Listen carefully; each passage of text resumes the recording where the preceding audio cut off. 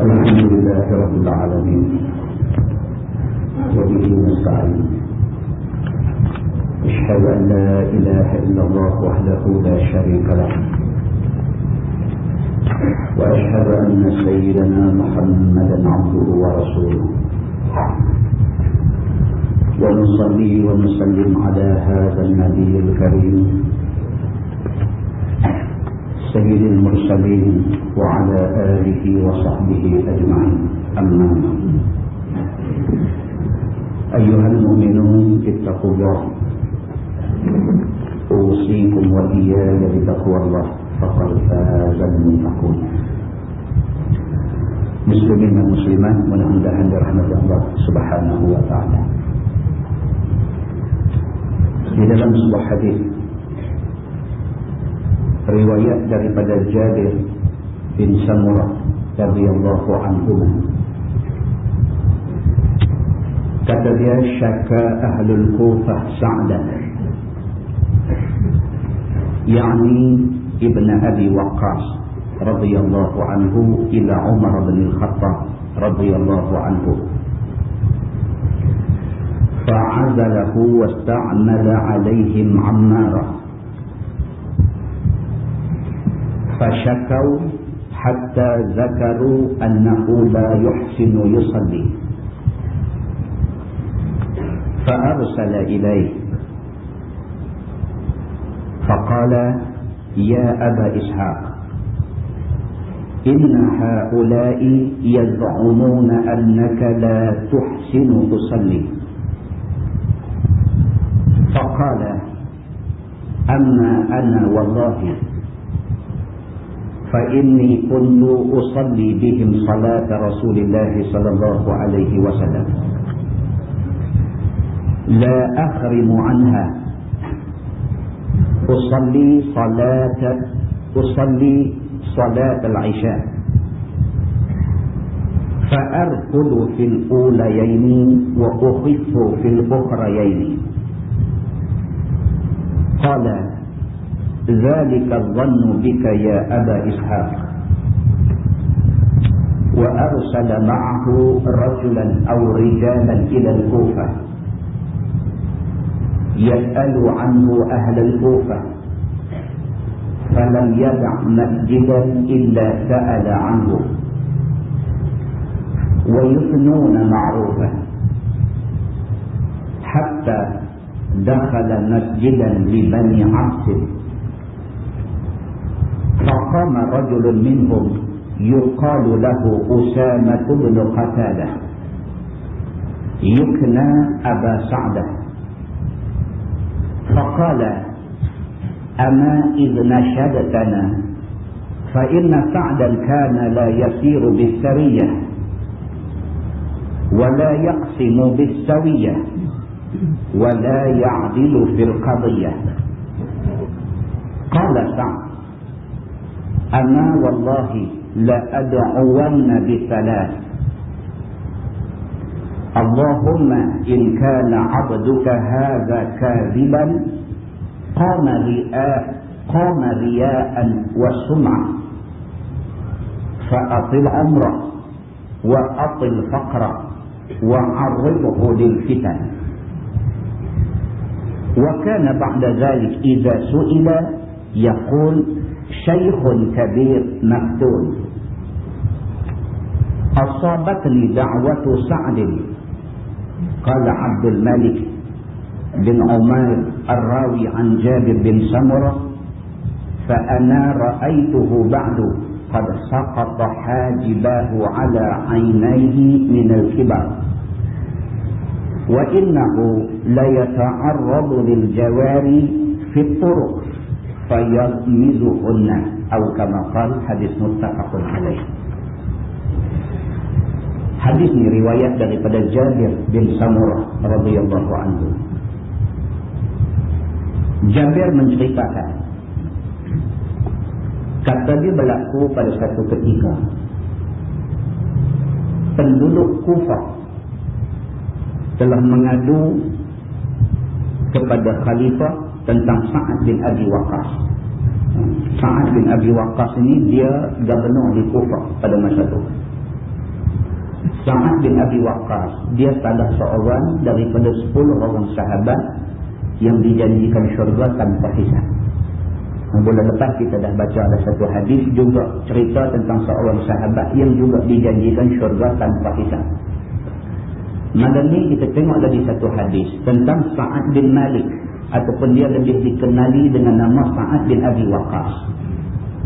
Dia salah seorang daripada sahabat Nabi yang Nabi sebut nama dia sebagai orang yang akan masuk syurga tanpa hisab. Sa'ad bin Abi Waqqas pernah dilantik untuk menjadi gubernur di Kufah.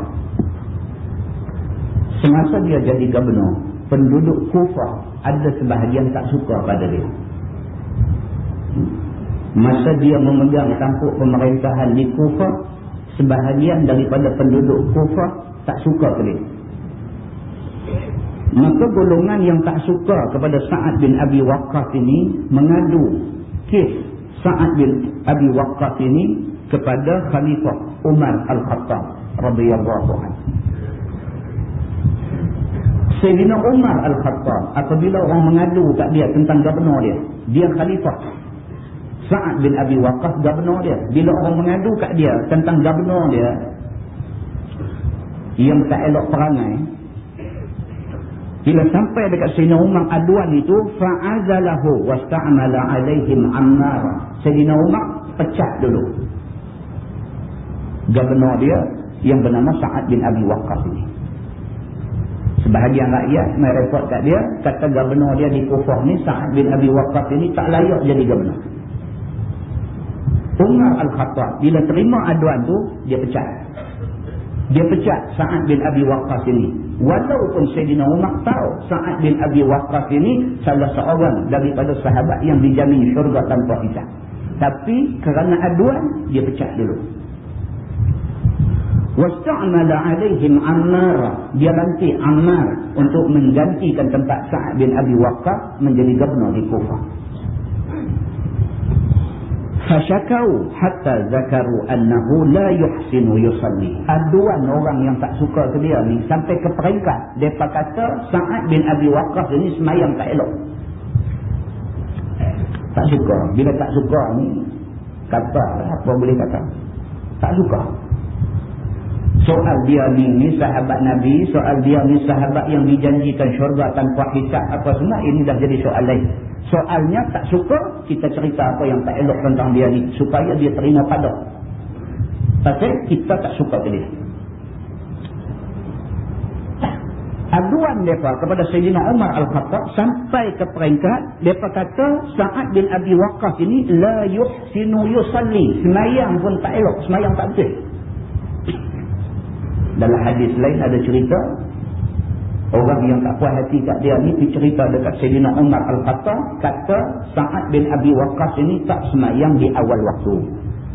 Tuan-tuan, dah benar semayang lambat, bukan tak semayang, semayang lambat pun orang repot. Tak semayang telah dia resmi majlis waktu maghrib telah lagi. Sa'ad bin Abi Waqqas, orang pergi mengadu dekat Umar Al-Khattab, orang tuduh kata dia ni jadi gubernur. Gubernur apa? Semayang lewat. La yuhsinu yusalli. Semayang tak elok. Begitu. Fa'arsala ilaih. Umar Al-Khattab pecat, lepas tu panggil mai jumpa dia. Bila mai depan Sayyidina Umar, faqala. Sayyidina Umar kata, Ya Aba Ishaq. Dia kata, wahai Aba Ishaq, ini gelaran kepada Sa'ad bin Abi Waqqas. Ya Aba Ishaq, inna ha'ulai yaz'umuna annaka la tuhsinu yusalli. Sayyidina Umar panggil dia, Sayyidina Umar kata, wahai Aba Ishaq, wahai Sa'ad bin Abi Waqqas, rakyat kamu telah mai jumpa aku, mengadu kepada aku, mereka kata kamu semayang tak elok. Itu tuduhan yang mereka tuduh pada kamu. Faqala Sa'ad bin Abi Waqqas, bila khalifah panggil, dia mempertahankan diri. Kata Sa'ad bin Abi Waqqas, dia kata ana wallahi, dia kata aku demi Allah, dia kata fa inni kuntu usalli bihim salat Rasulullah sallallahu alaihi wasallam. Dia kata, aku demi Allah ya Amirul Mukminin, depan kamu, depan Allah, aku mengaku bahawa sesungguhnya aku semayang sama dengan rakyat aku, dan aku semayang macam Nabi sallallahu alaihi wasallam semayang. Aku pun sahabat Nabi. Masa Nabi hidup, aku semayang belakang Nabi. Aku tengok Nabi semayang macam mana. Macam mana Nabi semayang, macam tu aku semayang. Aku semayang sama dengan rakyat aku, macam Nabi SAW semayang. Tak elok kok mana? Dia kata. Kata dia, la akhrimu anha. Aku tak kurang sikit pun. Kalau sekiranya Nabi SAW semayang fardu 5 waktu, aku semayang 5 waktu. Kalau sekiranya Nabi SAW semayang fardu di awal waktu, aku semayang awal waktu. Kalau sekiranya Nabi sebelum semayang buat sunat qabliyah, lepas semayang buat sunat ba'diyah, aku buat sunat qabliyah, sunat ba'diyah. Macam mana Nabi semayang, macam tu aku semayang. Tak elok kok mana? Dia kata. Aku tidak mengurangkan semayang aku macam mana semayang Nabi sallallahu alaihi wasallam. Usalli salat al-isya fa arqudu fil ulayaini wa ukhifu fil ukhrayaini. Aku semayang isya, aku ikut macam mana Nabi buat. Nabi semayang isya 2 rakaat yang mula Nabi panjangkan sikit, dan 2 rakaat yang kemudian Nabi cepatkan semayang dia. Aku buat macam tu. Ini ada dalam hadis lain, tuan-tuan boleh baca hadis cerita Nabi SAW bila dia jadi imam semayang. Nabi bila dia jadi imam semayang, rakaat pertama khususnya Nabi akan baca ayat panjang sikit. Pasal apa? Pasal nak bagi peluang kepada orang yang baru dengar azan nak main masjid, ataupun orang yang nak pergi membaharui wuduk dan sebagainya.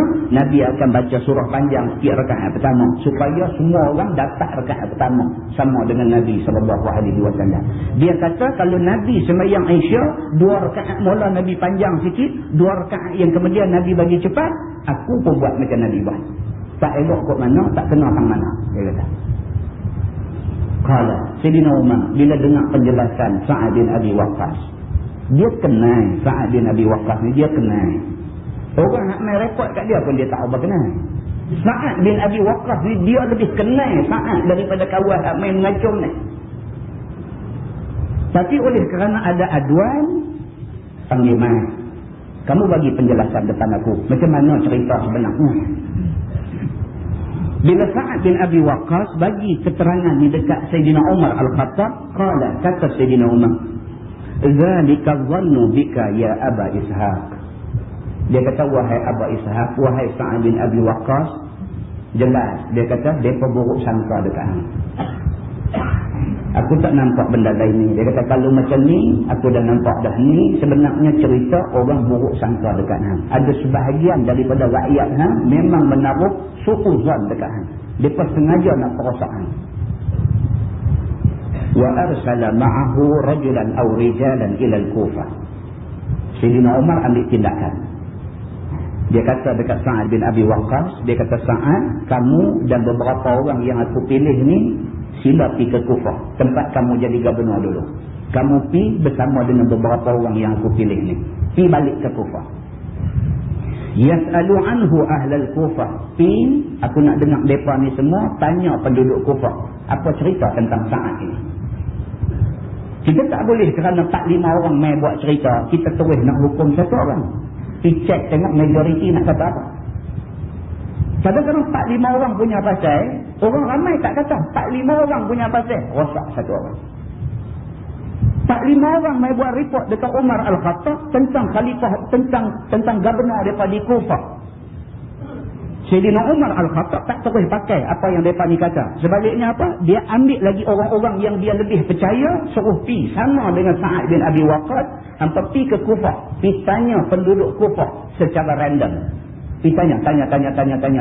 Cukup orang tanya, nak dengar apa cerita, apa kata penduduk Kufah tentang Sa'ad bin Abi Waqqas. Falam yada' masjidan illa sa'ala anhu. Bila pi, tidak ada sebuah masjid pun yang mereka tak singgah, melainkan semua masjid mereka singgah tanya. Semua masjid mereka singgah tanya apa cerita dengan gubernur hampa dulu, Sa'ad bin Abi Waqqas. wa yusnuna ma'rufa. Bila tanya, majoriti orang kata Sa'ad bin Abi Waqqas bagus. Wa yusnuna, dan mereka memuji Sa'ad bin Abi Waqqas. Depa kata Allahu akbar, nak cari gubernur macam mana lagi? Sa'ad bin Abi Waqqas jadi gubernur kami cukup bagus. Kami cukup suka dia jadi gubernur kami. Kami selesa dia jadi gubernur kami. Hatta dakhala masjidan li Bani Absin. Masuk masjid satu keluar, pergi masjid satu keluar, tanya semua duk kata bagus, bagus, bagus. Sampai satu masjid. Masjid apa? Dia kata masjid li Bani Absin. Masjid kepunyaan Bani Abs. Faqama rajulun minhum. Sampai masjid ni bangkit satu orang. Yuqala lahu Usamah bin Qatadah. Laki-laki hak bangkit ni nama dia Usamah bin Qatadah. Dia bangkit berdiri depan orang hak mai tanya. Yukna Aba Sa'dah. Dia ni Usamah bin Qatadah ni dia digelar Aba Sa'dah. Dia bangkit berdiri. Faqala, kata dia, ana idna syadatana fa inna Sa'dan kana la yasiru bisariyah wa la yaqsimu bisawiyah wa la ya'dilu fil qadiyah. Oh, dia kata hampa nak tanya pasal Sa'ad bin Abi Waqqas, ini aku nak abang. Dia ni. Dia bangkit, dia kata ni hampa mai betul-betul nak tanya siapa? Nak tanya pasal Sa'ad bin Abi Waqqas, ini dia aku nak abang. Sa'ad bin Abi Waqqas ni, dia kata demi Allah, dia ni la yasiru bisariyah. Perang tak pernah pergi. Dia kata, tak pernah saja, perang tak pernah pergi. Dia tak tahu dia duk kata tu depan Sa'ad bin Abi Waqqas. Nampak? Tengok cara kecakap tu macam dia kenal sangat. Sa'ad bin Abi Waqqas ni. Sa'ad bin Abi Waqqas duk ada depan dia. Dia duduk kata, dia tak tahu kawan tu orang yang dia duk kata. Dia kata kalau kamu nak tanya pasal gubernur kami hak dulu, Sa'ad bin Abi Waqqas ni aku nak bagi tahu. Sa'ad bin Abi Waqqas ni la yasiru bisariyah. Dia ni perang dia tak pernah pergi. Dia suruh orang aja pergi, dia tak pernah pergi. Wala yaqsimu bisawiyah. Dia ni bila orang balik daripada perang, buat balik harta rampasan. Dia bahagikan harta rampasan ni, tak pernah bahagi secara adil. Dia kata. Wala ya'dilu fil qadiyah. Dia ni kalau jatuh hukum tak pernah adil dalam menjatuhkan hukum. Pendek kata, Sa'ad bin Abi Waqqas ni hausia punya orang. Nampak? Tak berkenan. Bila tak berkenan ni, kata bagi puas hati lah. Dia tak tahu kata dia duk kata tu di depan Sa'ad bin Abi Waqqas. Qala Sa'ad bin Abi Waqqas, bila dia dengar macam tu, dia depan kawan tu dia tak kata apa. Balik daripada tu dia kata di depan kawan-kawan yang sama dengan dia tadi. Kata dia, wallahi la ad'uwanna bi salasi. Demi Allah, dia kata, aku nak minta doa kepada Allah 3 perkara. Dia kata, Allahumma in kana 'abduka hadza kadhiban qama riya'an wa sum'ah fa atil umrah. Dia kata demi Allah, kalau sekiranya lah orang yang bercakap tadi ni, yang kata kat aku macam-macam tadi, yang kata aku tak pernah turun perang, duk suruh orang saja, yang kata aku ni bila orang buat balik harta rampasan aku bahagikan secara tidak adil, yang kata aku ni bila ada kes mai depan aku hukum secara tidak adil. Orang hak kata tadi, dia kata kalaulah dia ni kaziban, kalau dia ni bohong, dia kata riya'an wa sum'ah, dia bercakap ni riya', nak tunjuk kata ke orang ni, dia berani kata dekat Sa'ad bin Abi Waqqas, fa'atil umrah. Nombor 1, aku minta kepada Allah supaya Allah panjangkan umur dia. Dia kata wa atil faqrah, tetapi panjangkanlah kemiskinan dan kefakiran dia. Dia panjang umur, tapi panjang umur dalam miskin papa kedana. Dia kata wa arridhu lil fitan, dan aku minta dekat Tuhan supaya sebelum dia mati, infakkan kepada dia satu fitnah. Tuan-tuan, kita nak kata, tengok orang dulu. Sa'ad bin Abi Waqqas, satu orang sahabat, bukan sahabat-sahabat yang dijamin syurga tanpa hisab. Tiba-tiba pergi kata dekat dia macam tu. Pergi kata satu tuduhan yang tidak sepatutnya kata ke orang macam tu. Bila kata kat dia, dia dah jadi orang yang mazlum, orang kena zalim. Sebab tuduhan tu tak betul. Maka orang kena zalim, lebih-lebih lagi orang macam ni, orang yang dijamin syurga tanpa hisab oleh Nabi SAW. Dia angkat tangan minta doa dekat Allah. Ya Allah, dia kata, kalaulah dia ni tadi, Usamah yang bercakap dalam masjid kata kat aku tadi, kalau dia ni kaziban, kalau dia bohong dalam cakap dia, aku minta 3. Biar dia panjang umur, tapi tiap panjang umur biar dalam keadaan miskin, tak apa kedana. Dan yang ketiga, biar dia dikenakan satu fitnah sebelum dia mati. Kata dia, wa kana ba'da zalik, tak lama selepas daripada dia doa, sungguh Usamah yang bangkit kata kat dia ni panjang umur. Sampailah satu peringkat, idza su'ila, apabila orang tanya dia, hang ni siapa? Dia panjang umur, tua bangka dah, tak mati lagi. Bila orang tanya dia, hang ni siapa? Yaqul, kata dia, Syekhun Kabir Maftun. Dia kata, aku ni Syekh Kabir, aku ni orang tua sangat punya tua. Dia kata, Maftun, aku ni kena fitnah. Dia kata, kena fitnah maksudnya kena bala, kena uji dengan Tuhan. Aku ni satu orang tua yang sudah kena fitnah dengan Allah Subhanahu wa ta'ala. Asabatni da'watu Sa'din. Dia kata ke orang, dia kata, aku jadi macam ini kerana aku telah ditimpa doa sahabat aku yang aku kata kat dia dulu, Sa'ad bin Abi Waqqas. Aku jadi macam lah ni, dia kata kerana doa Sa'ad bin Abi Waqqas itu dah kena ke aku. Dia kata, dia tahu tak? Qala Abdul Malik bin Umair Ar-Rawi an Jabir bin Samurah, rawi yang meriwayatkan hadis ni, dia kata, fa ana ra'aitu, dia kata, aku ni ditakdirkan Allah dan tengok dia ni. Aku ditakdirkan Allah dan tengok Usamah bin Qatadah ni. Aku dan tengok dia. Qad saqata hajibahu ala ainaihi min al-kibar. Ni hajibah, bulu kening dia ni, dia melandok turun, dia kata sampai katuk biji mata. Punya tua dia ni, tak mati. Dia kata di sini, aku dan tengok yang kata Usamah bin Qatadah yang yang dah terkena dengan doa Sa'ad bin Abi Waqqas tadi ni. Aku dan tengok dia sebelum dia mati. Dia ni qad saqata hajibahu, bulu kening ni jatuh sampai katuk biji mata dia, minal kibari, kerana terlampau tua. Wa innahu la yata'arradu lil jawari fit turuq. Dia bila turun pergi ke jalan, dia kena main-main dengan orang semua. Fayabnizuhunna, depa buat main-main dia, depa tarik-tarik tangan dia dan depa jolok-jolok pinggang dia. Dia jadi bahan main kepada budak-budak di jalan. Hadis itu hadis sahih, muttafaqun alaih. Sepakat semua ulama mengatakan itu hadis sahih. Muslimin dan muslimah yang dirahmati Allah sekalian. Pengajaran yang kita boleh ambil daripada hadis ini ialah, yang pertama, jangan buat zalim orang. Nombor 1, jangan buat zalim orang, jangan fitnah orang. Kita tak tahu hakikat sebenar satu-satu benda, jangan bercakap. Kerana cakap kita merupakan pengubung fitnah. Yang kedua, kepada orang-orang yang macam ni, sahabat Nabi, apatah lagi sahabat istimewa kepada Nabi. Ataupun kalau kita nak luahkan tafsiran ini kepada tuk-tuk guru, alim ulama, orang yang baik-baik. Jangan kita buat sesuatu yang tidak elok. Kerana orang-orang yang macam ni, satu, dia orang baik. Yang kedua, sah doa dia makbul di sisi Allah. Kita pergi cakap tak elok ke dia, dia angkat tangan minta ke Tuhan, sesuatu yang buruk menimpa kita. Mudah-mudahan mukadimah itu memberi manfaat kepada kita semua, insyaAllah.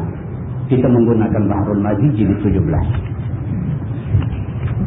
Bahrul Mazi jilid 17. Muka surat 144.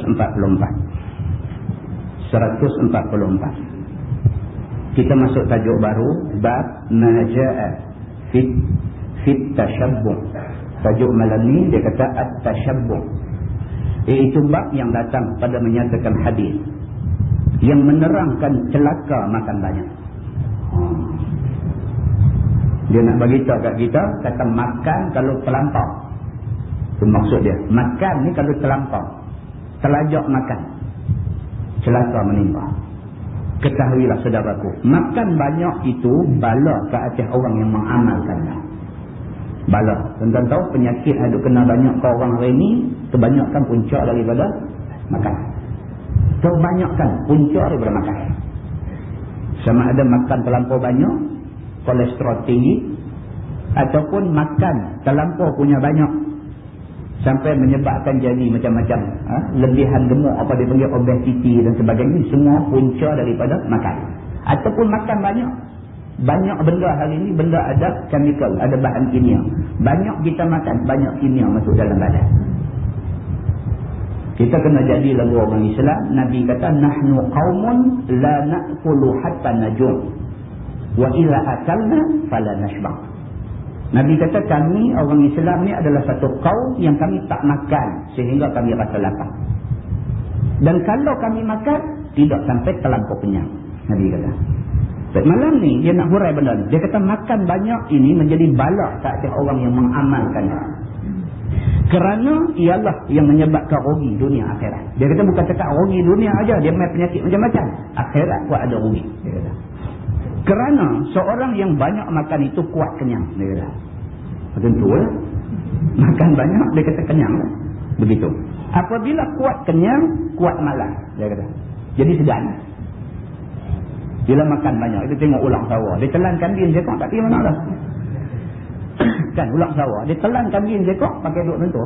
Amailah nak balun dia kan, nak jerot tengkok dia ke apa kan. Dia ambil. Dia tak ada jalan. Perut ada kambing sekok dalam perut. Macam itulah manusia pun. Bila bulan puasa, buka puasa tu, makan ni bukan makan nak buka puasa. Makan macam nak bunuh diri. Hak ni ada jadi bila main masjid. Dia yang tidur sembang di belakang ni, sa'opok lah, apalah semua. Dah duduk tunggu orang sembahyang tarawih dekat nak habis, baru dia lompat masuk. Ni geng-geng ni semua adalah geng ulang sawah makan kenyang. Begitu. Dan mau pula kuat hidup. Dan bersenang-senang diri. Orang bila makan banyak, tidak kuat. Makan banyak, perut kenyang tidak. Dan dia suka kepada senang-senang. Tak suka susah-susah. Begitu. Dia kata tidak mau buat kerja dan tidak mau buat ibadah. Orang bila kenyang, kerja tentang obat, ibadat tentang obat. Begitu. Disebabkan berat perut dan berat badan. Bila dah terlampau kenyang ni, nak jalan tak larat. Begitu. Maka apabila seorang itu malas kerja dan malas buat ibadat, maka rugi dunia akhirat. Dia kata. Akibat dia apa? Dunia rugi, akhirat rugi. Dunia rugi pasal segan buat kerja, akhirat rugi pasal segan ibadah. Rugi dunia akhirat. Dan jadilah dia banyak lapang di negeri akhirat kerana kosong dia daripada ibadat yang jadi bekal akhirat itu. Itu dia. Hati jadi rugi akhirat ni pasal apa? Bila perut kenyang, malas. Bila malas tak buat ibadat, bila tak buat ibadat, akhirat rugi. Begitu. Dengan kerana itu diberitahu oleh Nabi SAW kepada umat dia. Maka hendaklah umatnya jangan kemukakan makan banyak. Dia kata, kalau boleh, Nabi kata kita tak usah makan banyak sangat. Kerana orang yang makan banyak dan kenyang ia secukup-cukup kenyang dalam dunia ini, nescaya panjang lapang di negeri akhirat. Begitulah datang khabar di dalam hadis-hadis Nabi. Dia kata. Ini bukan saja penulis kitab ni kata. Dia kata ni sabit daripada hadis Nabi. Nabi yang kata. Satu daripadanya iaitu hadis yang dikeluarkan oleh Imam At-Tirmizi. Kata dia An Ibn Umar radhiyallahu anhuma qala. Tajasha'a rajulun 'inda Rasulillah sallallahu alaihi wasallam jusha'ak. Fa inna aktsarakum syab'an fid dunya atwalakum ju'an yaumil qiyamah. Diriwayatkan daripada seorang sahabat Nabi sallallahu alaihi wasallam, nama dia Abdullah bin Umar bin Al-Khattab radhiyallahu anhu. Dia riwayat hadis ni anak Sina Umar. Kata dia telah mengeluarkan serdawa oleh seorang laki-laki di sisi Nabi sallallahu alaihi wasallam. Serdawa belahaklah. Satu hari Nabi tengah duduk mengajar di masjid, satu sahabat duduk sebelah Nabi ni, Nabi tengah duduk mengajar, duduk bunyi begitu. Bukan amin, kenyang. Alhamdulillah, duduk bunyi begitu.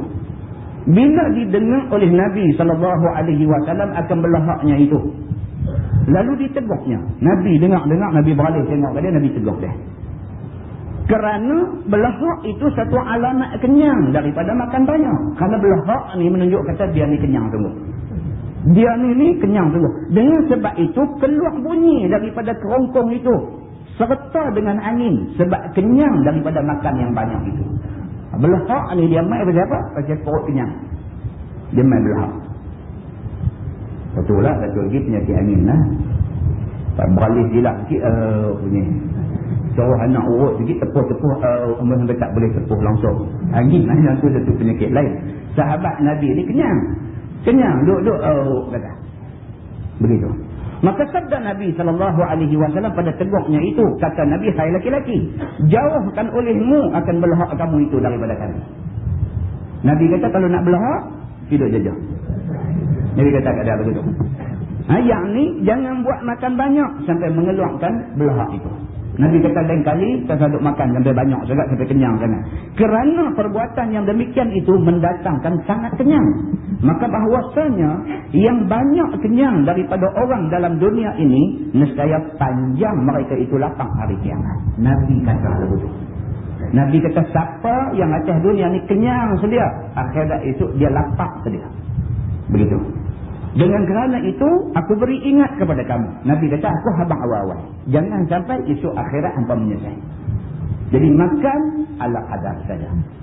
Kata At-Tirmizi, ini hadis gharib daripada ini wajah. Dan ada datang satu riwayat daripada Abi Juhaifah pada bab ini. Masalah. Dia kata, makan banyak dalam dunia menjadikan panjang lapang di akhirat. Demikianlah beberapa hadis yang menunjukkan atas yang demikian itu. Itu hadis yang menceritakan tentang siapa terlampau kenyang masa atas dunia, akhirat dia lapang pakai. Begitu. Seperti yang datang riwayat lain lagi. Begini kata dia. An Atiyah bin Amir Al-Juhani radhiyallahu anhu qala. Sami'tu Salman radhiyallahu anhu wa uksira ala ta'amin ya'kuluh. Faqala hasbi inni sami'tu Rasulullah sallallahu alaihi wasallam yaqul inna aktsaran nasi syab'an fid dunya atwalahum ju'an yaumil qiyamah. Diriwayatkan daripada Atiyah bin Amir Al-Juhani radhiyallahu anhu. Katanya aku dengar seorang daripada sahabat Nabi sallallahu alaihi wasallam, padahal dibanyakkan orang atas makan yang dimakannya itu. Itu dia.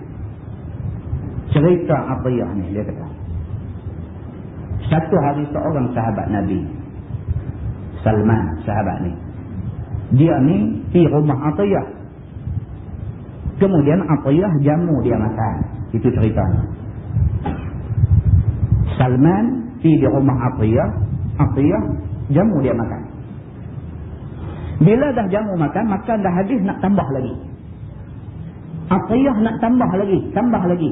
Orang Arab bila kita makan nak habis, dia kata, ya akhi, zid kanan. Dia kata, tambah sikit lagi. Dia nak suruh sahabat dia Salman ni tambah lagi makan ni. Maka katanya, memadalah.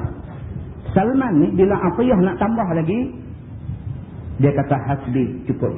Dia kata cukup. Kenyang sangat dah, cukup. Dia kata, memadalah. Dia kata, bahawasanya aku dengar Nabi SAW bersabda, bahawasanya yang lebih banyak daripada orang pada makan kenyang dalam dunia ini, ialah yang lebih panjang masa lapang di negeri akhirat. Itu dia yang kata sahabat Nabi. Tengah duduk sedap makan pun boleh teringat hadis Nabi. Kita ke mana?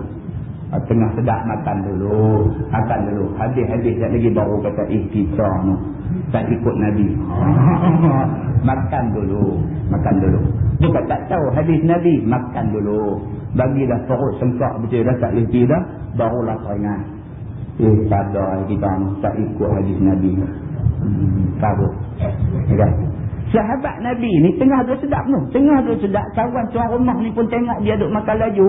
Zid kanan, tambah sikit lagi. Hasbi, cukup. Dia kata, pasal apa cukup? Aku ingat Nabi SAW bersabda, Nabi kata siapa yang kenyang makan masa atas dunia ni, akhirat itu dia lapang panjang. Dia kata, aku tak maulah lapang akhirat.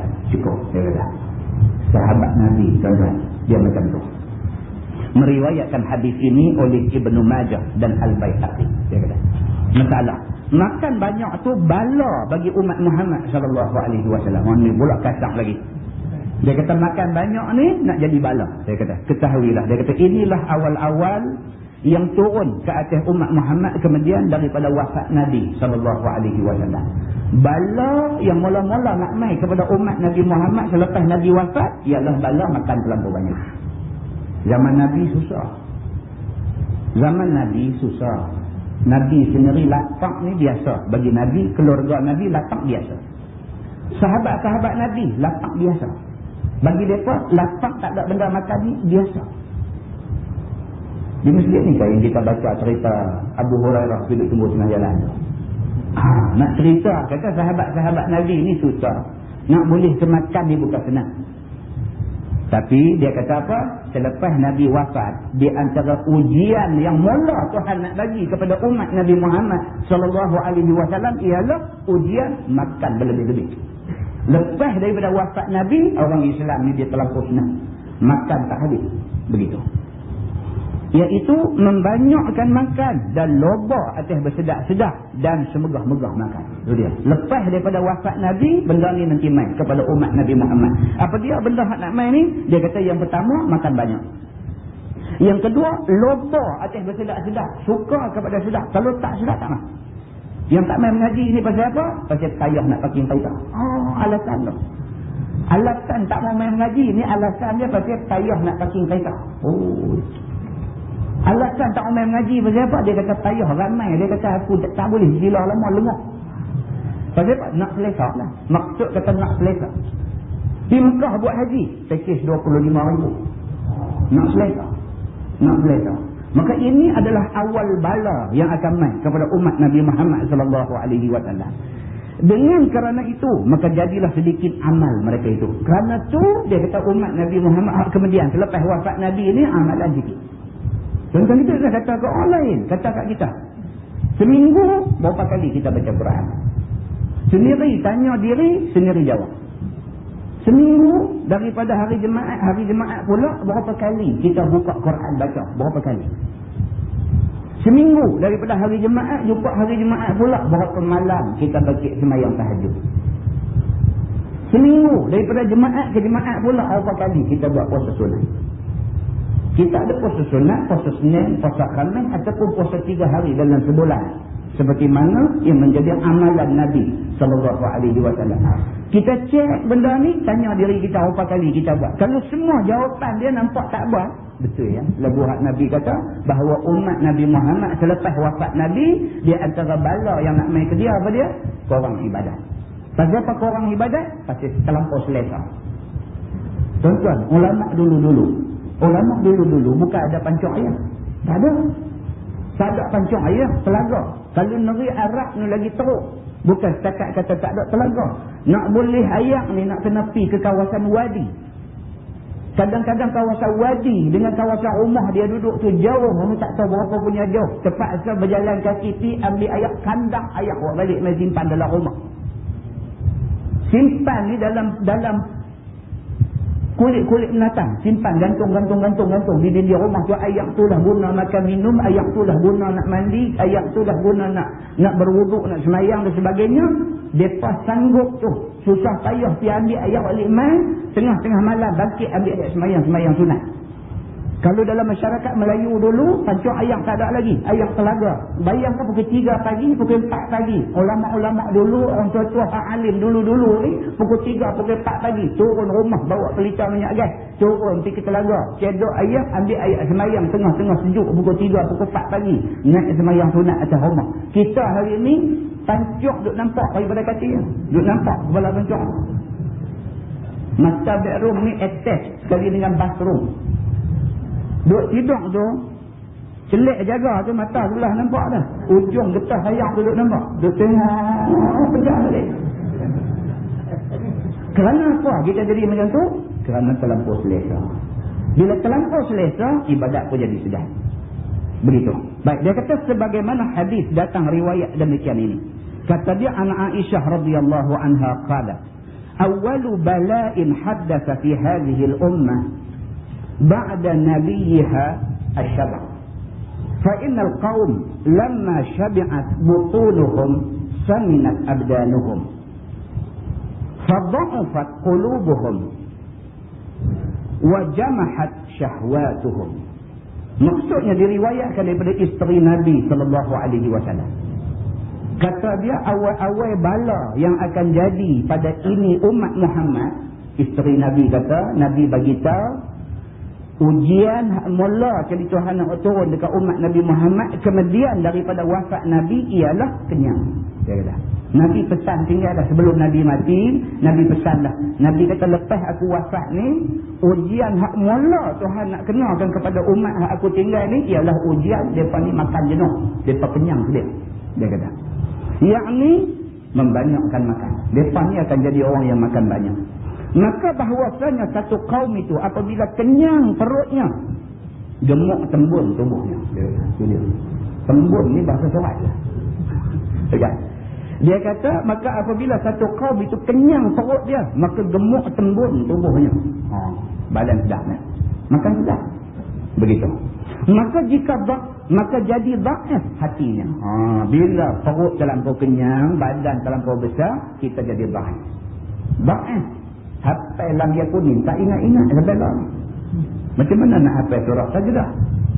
Lam yakunin tu, tak ingat ke sampai duduk kunta tak boleh keluar. Duduk kunta tak boleh nak, tak jumpa punca, tak jumpa ujung. Allahu Akbar, begitu je. Lupa. Tu dia yang kata orang Allah ni dhaif hati dia tak terang. Payah nak ingat ayat-ayat Quran dan sebagainya. Yakni berkurangan imannya dengan Allah Subhanahu wa taala bila hati tak terang, iman dia jadi malas. Begitu. Kerana tinggalnya atas kesedapan dan berkekalan atas bersuka-sukaannya. Apa-apa jadi macam ni, pasti terlampau mewah, terlampau senang, maka itulah jadi dia. Dan jadi kuat dia menurut hawa nafsu. Dia jadi terbalik. Ikut nafsu. Bila perut kenyang, terlampau selesa, hidup kuat. Hidup nafsu. Nak rehat banyak. Rehat terlampau banyak nafsu. Begitu. Meriwayatkan hadis ini oleh Imam Bukhari di dalam kitab Ad-Du'afa. Tajuk baru dia kata bab ma jaa fi libasi ashabi Rasulillah sallallahu alaihi wasallam. Iaitu bab yang datang pada menyatakan hadis yang membicarakan pakaian sahabat-sahabat Nabi sallallahu alaihi wasallam. Ni pula dia nak cerita sahabat Nabi, depa ni pakaian depa lagu mana? Sahabat Nabi pakaian mereka lagu mana? Ketahuilah saudaraku, adalah sahabat-sahabat Nabi kita sallallahu alaihi wasallam itu telah diterangkan dulu. Dia kata hadis yang kita baca sebelum ni pun dah banyak dah terang tentang sahabat Nabi. Ahlus Suffah yang kita baca bulan lepas. Ahlus Suffah. Di antara Ahlus Suffah itu ialah Abu Hurairah. Macam mana keadaan Ahlus Suffah? Keadaan mereka miskin, ada pakaian selai pinggang, makan tak ada, tunggu belas kesian orang. Itu keadaan sahabat Nabi yang kata Ahlus Suffah. Begitu keadaan mereka. Malam ni dia nak tengok khusus pakaian mereka pula lagu mana. Tidaklah mereka itu memenuhi hawa nafsunya dengan makanan dan dengan pakaian yang sedap dan halus dan juga cantik.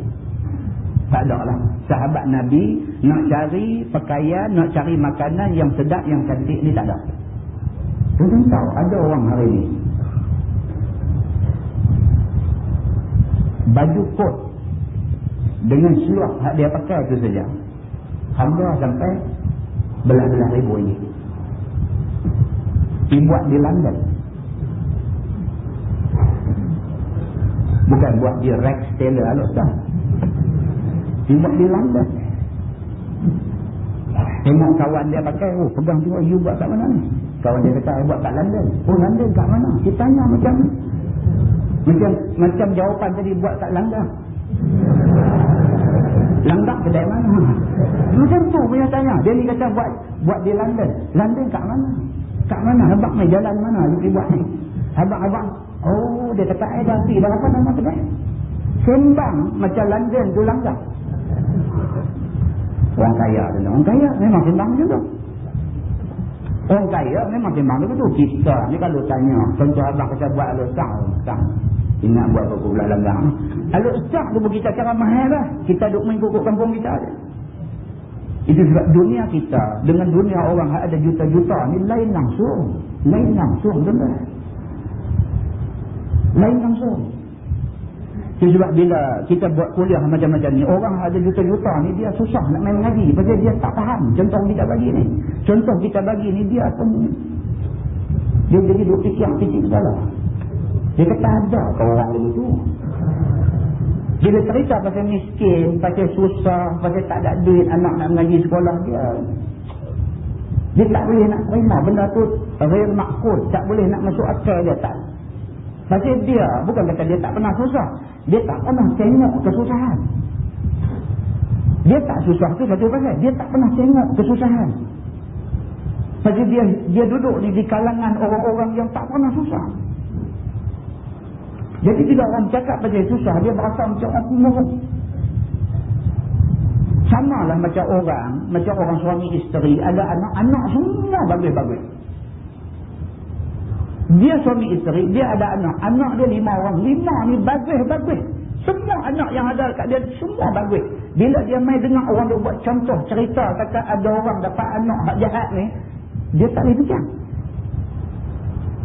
Dia tak boleh fikir. Saya buat satu cerita di satu masjid di Pulau Pinang. Ada satu sahabat jumpa saya, main jumpa cerita masalah keluarga dia. Dan dia pesan pula kat saya, dia kata ustaz cerita ni, dia kata ustaz cerita dalam kuliah ustaz, dia kata saya puas hati kalau orang boleh ambil pengajaran dari kisah saya, dia kata. Saya ni dia kata umur dah senja dah, baru kenal agama. Umur dah senja dah, baru kenal agama.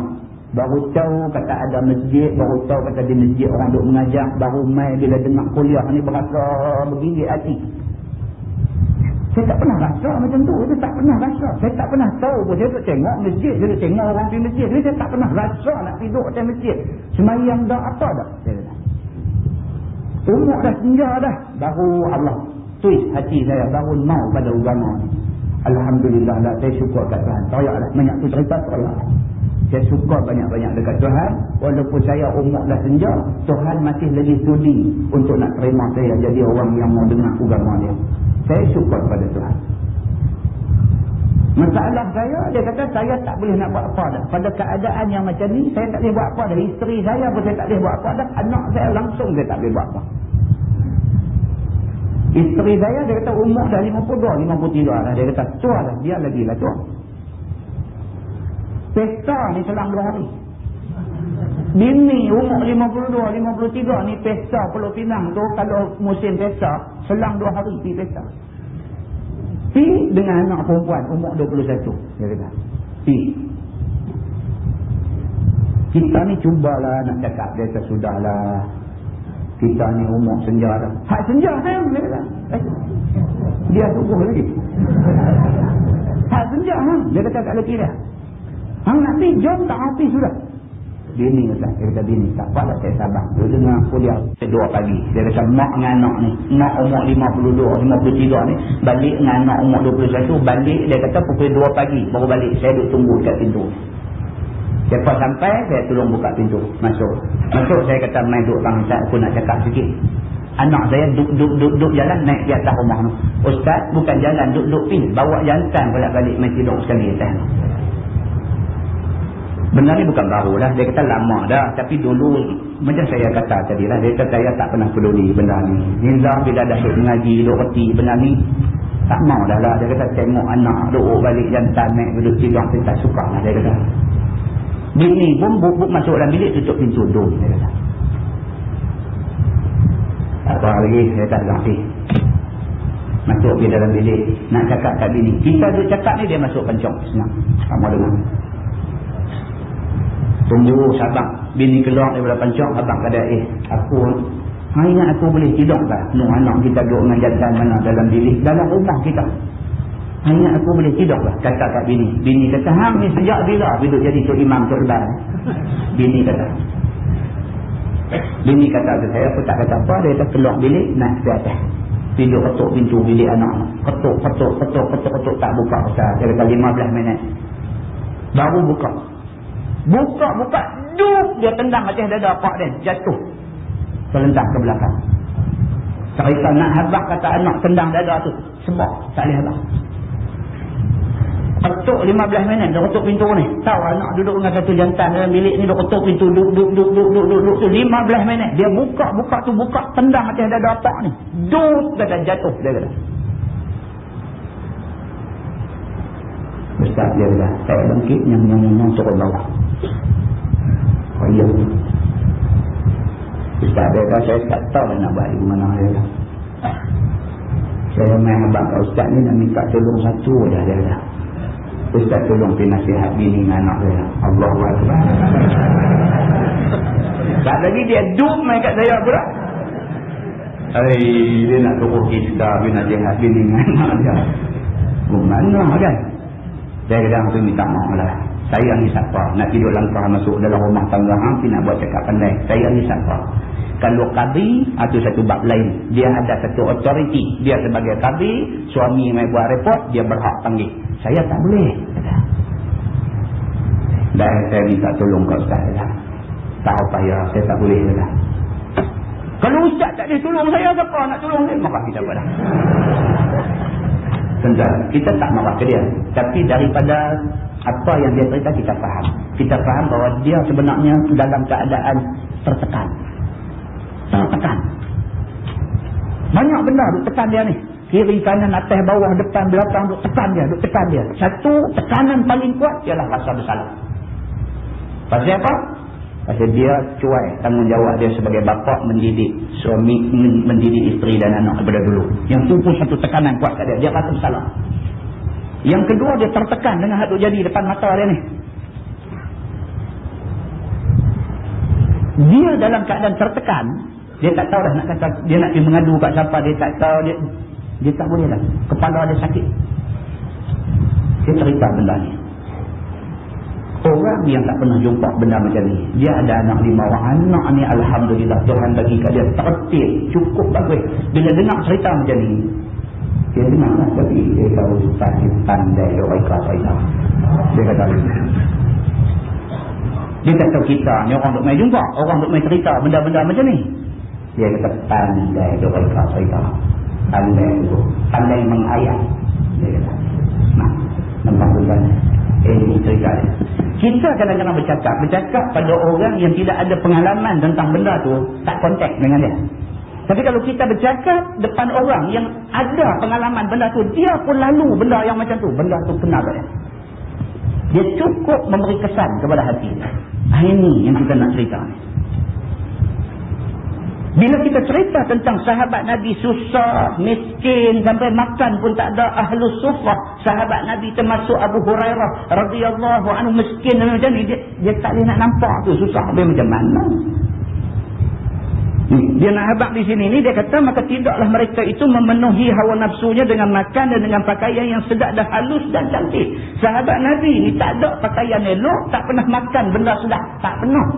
Dia kata bahkan mereka itu kuat menurut seperti mana perbuatan Nabi SAW. Mereka ni ikut macam mana Nabi SAW. Ikut Nabi. Tengok Nabi susah, takkan mereka nak lebih tenang daripada Nabi. Bahawa tak gama. Nak makan ni duk berasa Nabi tak makan. Macam mana aku nak makan? Lagu tu. Maka keadaan mereka tak lebih daripada Nabi SAW. Maka pakaian yang ada dipakai mereka itu kasar daripada bulu. Sahabat Nabi ni pakai pakaian kasar. Tentang kalau kita baca cerita wali Allah, awliya Allah, para wali Allah, kadang-kadang luar ni pakai baju elok, tapi dalam mereka pakai baju kasar.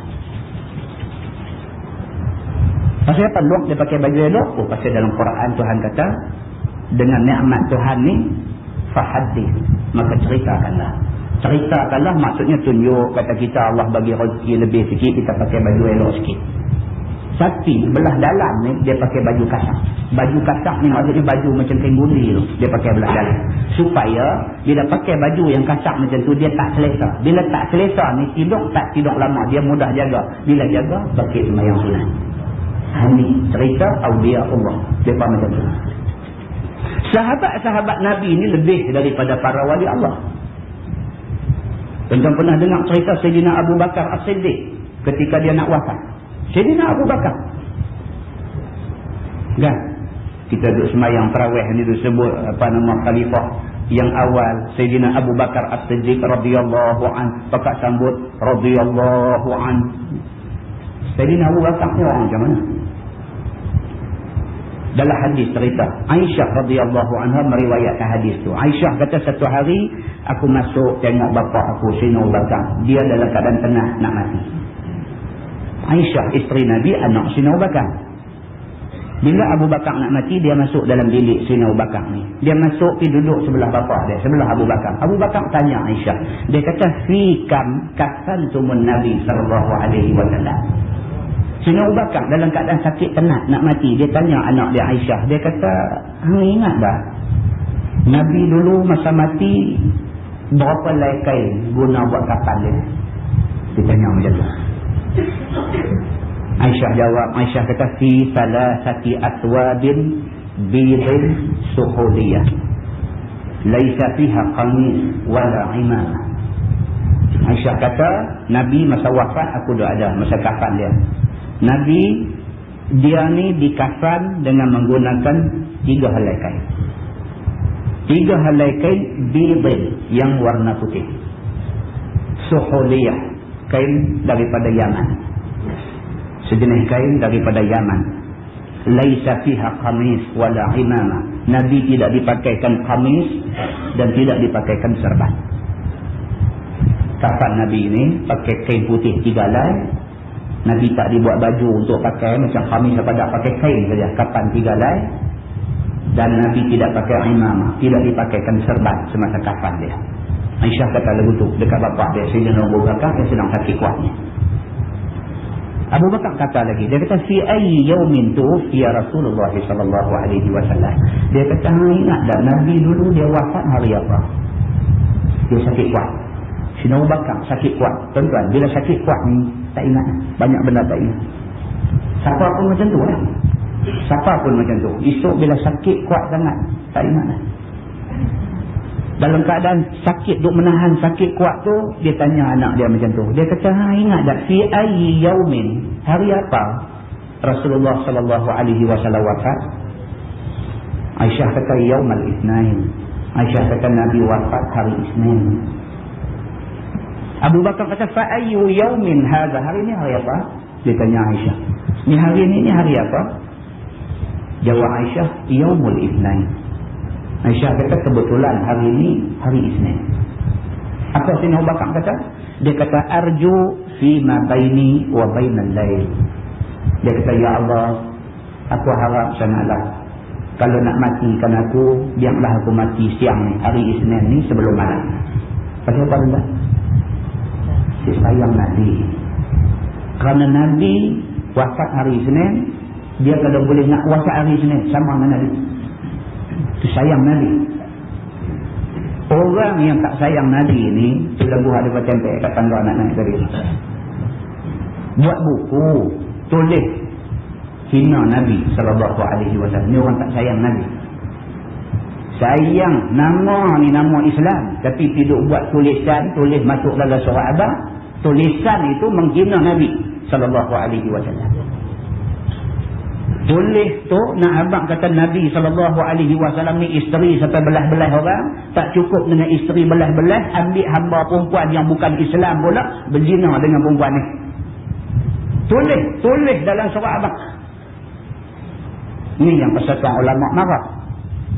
Persatuan ulama marah kerana ni. Kerana apa? Kerana kita membiarkan orang menghina Nabi kita. Bukan ada tujuan apa-apa. Persatuan ulama marah kerana perbuatan itu perbuatan menghina Nabi, dan ada pihak membenarkan orang hina Nabi secara terbuka, tulis dalam surat abang. Persatuan ulama minta supaya surat abang jangan bagi ruang kepada orang hina Nabi sendiri. Yang tu aja, bukan ada apa-apa. Pasal apa yang nak marah persatuan ulama? Kalau Sayyidina Abu Bakar As-Siddiq, Sayyidina Abu Bakar As-Siddiq sayang Nabi, sayang ni sampai ke peringkat dalam sakit kuat ni. Tanya anak dia, Rasulullah dulu mati hari apa? Anak dia kata hari Isnin. Dia kata hari ni hari apa? Anak dia kata hari ni hari Isnin. Terus kata, "Ya Allah, arju fima baini wa bainal lail." Dia kata, "Ya Allah, kalau boleh biarlah aku mati hari ni. Hari Isnin ni sama dengan Nabi sebelum menjelang malam. Bagi aku mati sama macam hari mati Nabi sallallahu alaihi wasallam." Sayang kat Nabi sampai macam tu. Lepas dia kata lagu tu, fa nazara ila thawbin alaihi kana yumarradu fi. Lepas kata lagu tu, tunduk tengok baju yang dia pakai Sayyidina Abu Bakar waktu dekat nak mati. Tunduk tu, fa nazara ila thawb, tengok baju hak dia pakai ni. Kana yumarradu fi, baju hak dia pakai dalam tempoh dia sakit ni duk pakai baju ni. Tengok baju.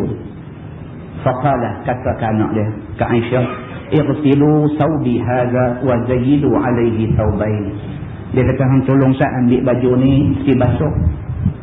Lepas tu simpan lagi 2 helai baju lagi simpan, dia kata. Fakaffinuni fiha, guna buat kapan aku bila aku mati. Ambil saat ni kain yang aku duk pakai ni, ambil tolong basuh saat, dia kata. Lepas tu pergi simpan, ambil 2 helai kain lagi, bagi jadi 3. Sama macam kapan Nabi 3, dia pun nak suruh kapan dia 3. Ambil baju ni, tolong dibasuh saat, ambil 2 helai lagi simpan.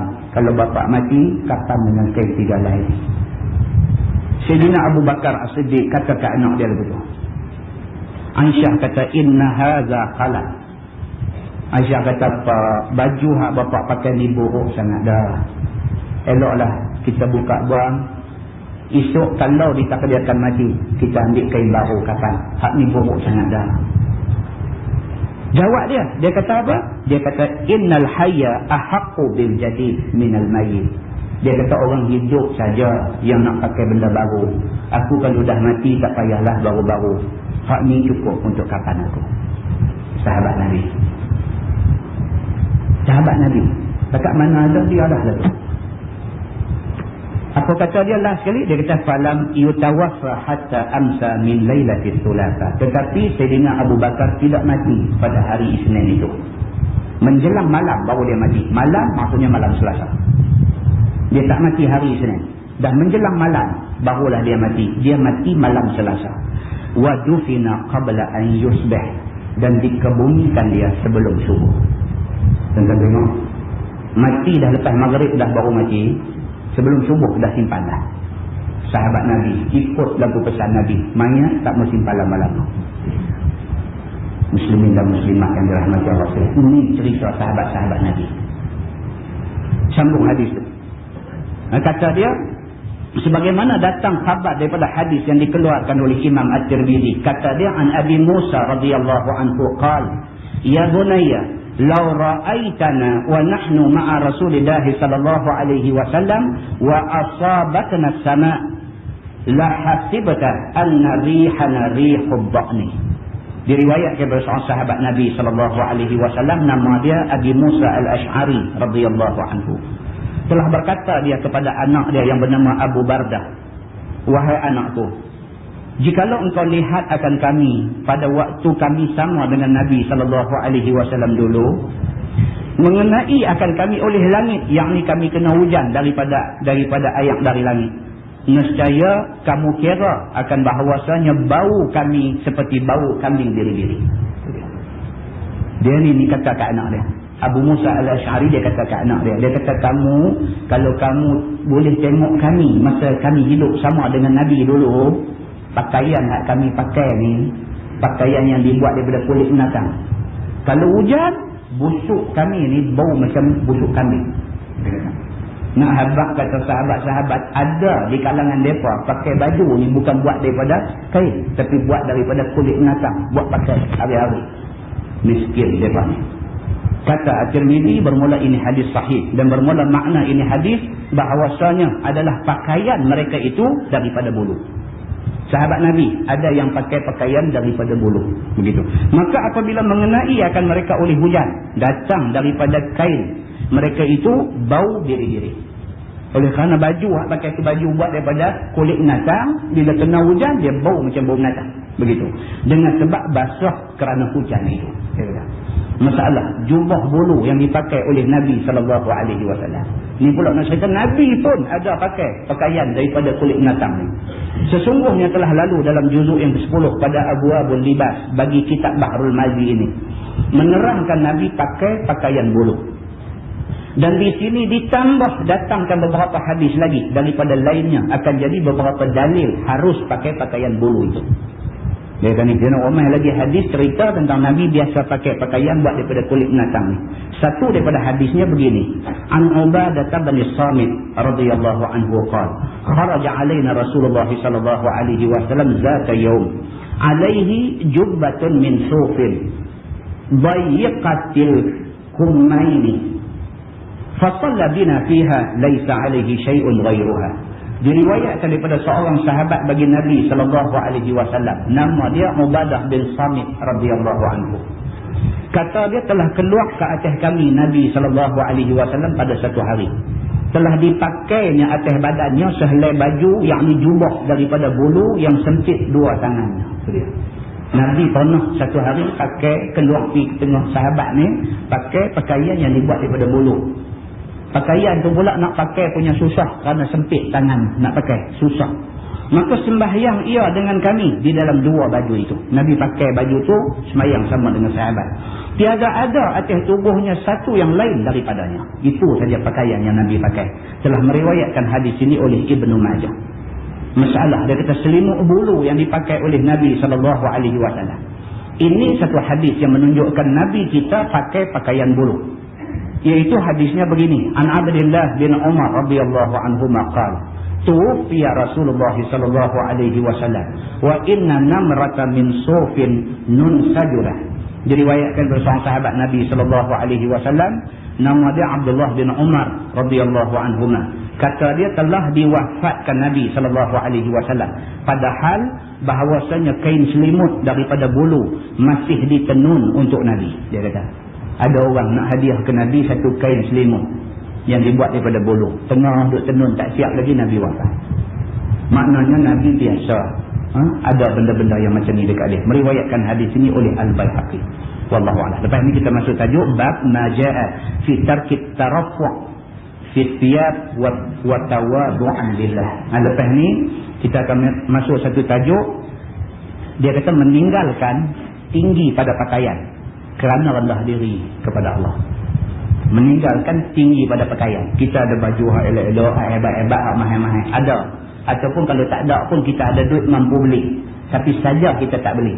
Ataupun ada tapi saja kita tak pakai, pasal tawaduk kepada Allah. Dia akan main tajuk kan. Kita mampu, kalau tak mampu tu tak boleh. Mampu, memang ada duit, memang mampu untuk nak beli baju mahal ni, tapi kita tak beli. Pasal apa?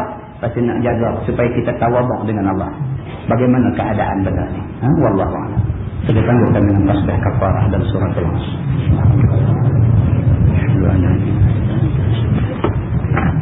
اللهم صل على محمد في الأولين والآخرين وسلم رضي الله تبارك وتعالى عن سادتنا أصحاب سيدنا رسول الله أجمعين. بسم الله الرحمن الرحيم. الحمد لله رب العالمين حمدا يوافي نعمه ويكافئ مزيدا. يا ربنا لك الحمد كما ينبغي لجلال وجهك الكريم وعظيم سلطانك.